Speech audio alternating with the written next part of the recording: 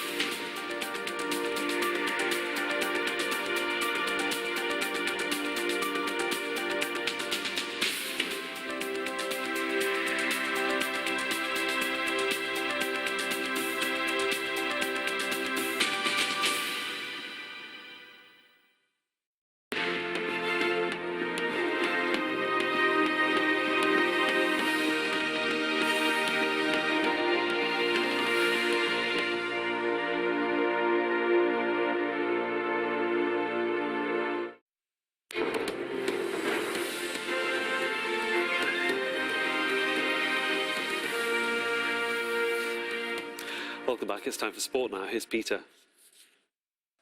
Thank you very much. Caster Semenya will run what could be her last 800 meters race in Doha on Friday after losing her appeal against new testosterone rules.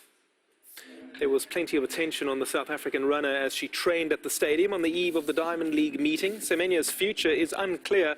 Meanwhile, World Athletics chief Sebastian Coe is keen to move on. Andy Richardson has more. South Africa's Caster Semenya has been outpacing her rivals for years, but her progress hasn't been to everyone's liking. Will it be easier for you if I wasn't so fast? The double Olympic champion is set to run in the 800 metres at the season-opening Diamond League event in Doha on Friday. After a ruling by sport's highest court, it could be her last competition before she has to start taking medication to lower her testosterone levels. Semenya posted a tweet on Thursday hinting at retirement. Knowing when to walk away is wisdom, being able to is courage. The head of World Athletics' governing body isn't about to lend a sympathetic ear.